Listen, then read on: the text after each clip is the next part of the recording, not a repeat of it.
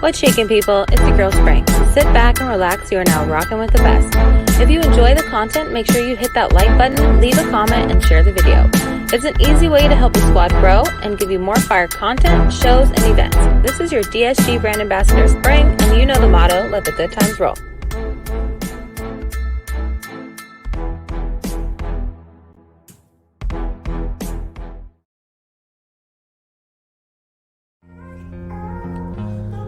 FinancialFelons.com is where you can find the latest and exclusive DSG gear, from Fire or Trash, Excelsior Now, DSG Team Gear, and more.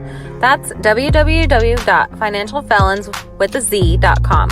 Make sure to use code DOOM for 15% off. That's code DOOM for 15% off. This is your DSG brand ambassador Spring, and you know the motto, let the good times roll.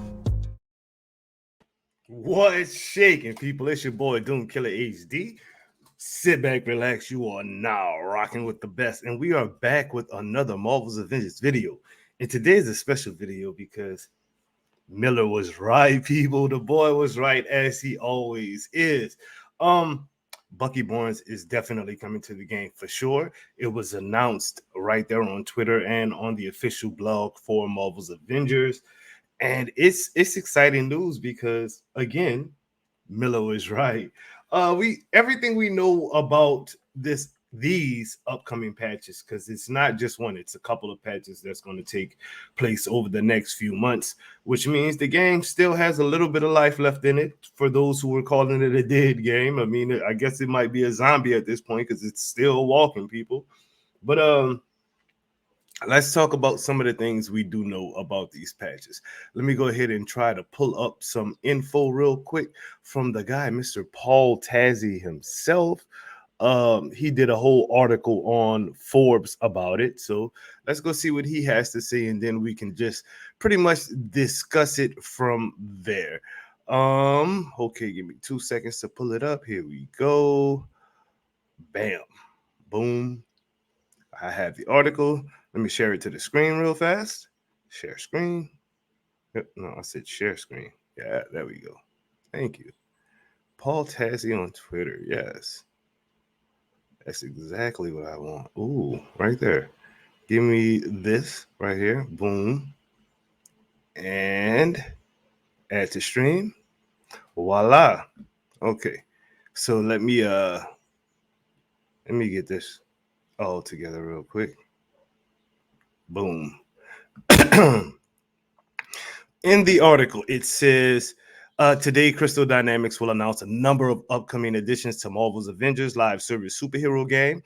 This is very much still producing updates for a player base that might be more robust than you're thinking. Now, he says he got to speak with lead designer Brian Wagner, who was definitely a guest here on Excelsior Now podcast, who revealed that even with the being some debate about whether subscription services are helping or hurting the prospects of third-party games, Marvel's Avengers has really benefited from this specifically. Wagner says that the Avengers player base has been boosted now that it is available for free as part of both Xbox Game Pass and PlayStation Plus recently vamped tiers. So that is actually a really good news. It's onboarded a lot of players, and no doubt those players are buying a lot of the MCU skins this game has been putting out for over a year. So that's all good news. That means we have more people playing the game than we initially thought we did. Again. Now, incredibly significant growth, Wagner says. Those subscription plans have been huge for us. Getting the game out in front of players. It's low risk for them to try a new game. It's almost like going free to play, but not really. But if it's free on Xbox and PlayStation Plus, wouldn't that make it free to play? Anyway, but I'm not burying the lead here, as the big announcement of the day is about a pair of patches, 2.6 and 2.7, which will bring significant additions to the game by the end of the year. Now, the main draw of patch 2.6, which will launch sometime in September, is a new villain sector meant to move the story forward. And the story involves Monica attempting to reboot Modok after the events of the base campaign, which we definitely need to move this story. The mission has been compared in difficulty to the Cosmic Cube, the other Monica fight in the game, and you will indeed be fighting Monica again, not Modok. That comes later. The patch also comes with a pass on mass buffing hero ability damage and having players get staggered by enemies less. There you go, melee people. The main attraction, however, will be in patch 2.7, which brings the arrival of the first new hero since Jane Foster, but really the first hero since Spider-Man, and even he was only for PlayStation players. And that hero would be Bucky Barnes, the Winter Soldier. This dispels previous rumors that the next hero in the game would be She-Hulk, which would line up with just released Marvel series. And Wagner says this was always the plan to have Bucky come on after Jane Foster. So don't believe every rumor you hear. Winter Soldier did leak out as an option for the next hero before this as well, however, and that's in quotations from Paul Tazzi himself. Details on Bucky Barnes are a little scarce right now, but I confirmed that he is not what you would call a mirror or echo character like Jane Foster was to Thor, and has his own set of moves and abilities, including use of that assault rifle seen in the photo. But he still is in testing, so they didn't want to confirm specific heroics or anything just yet. Wagner did say there would be influences from characters like Captain America and Black Widow. However, he trained with Cap, right? So he may share a similar feel, I guess. Don't want to say he has a shield or anything because he doesn't, but his fighting style will feel like they had trained in the same place. And our Winter Soldier also trained in the Red Room. So you may see some things where we took inspiration from Black Widow's kit, but no sharing any abilities or anything like that. So I'm thinking this is just my personal opinion. I'm thinking maybe he'll move swiftly and have the same jumping abilities as Black Widow and has the same hitting power as Captain America. Maybe, like a takedown or something that's pretty similar. That's what I'm thinking because when you think about it, everybody was saying that Black Panther was going to be a Captain America / Black Widow hybrid, right? And his fighting style is just his own. So y'all got to keep that in mind.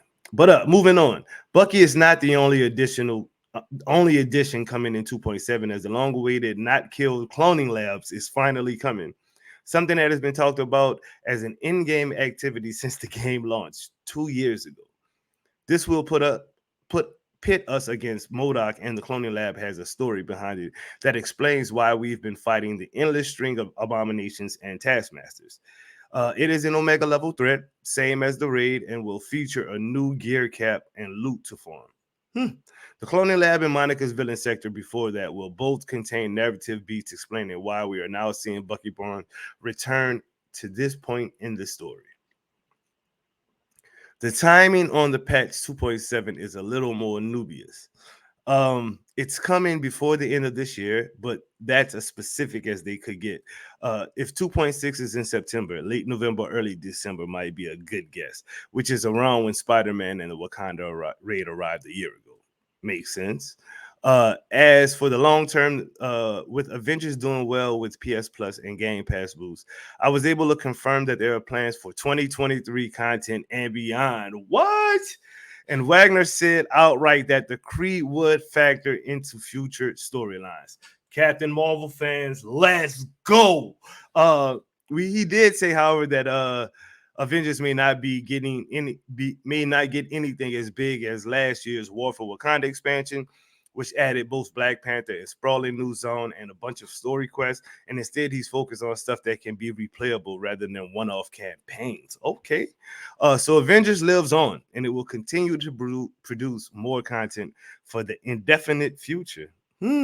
With Wagner saying he's even staffing up and building out the team, with the rest of Crystal Dynamics works on projects like Perfect Dark for Xbox or Unreal Engine 5's Tomb Raider, we'll see that the next two patches bring in how a new hero like Bucky plays in practice.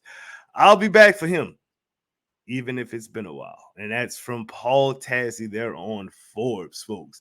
So let's just break this all down. Bucky coming December. Cloning Labs coming December. We've got a Monica fight coming next month.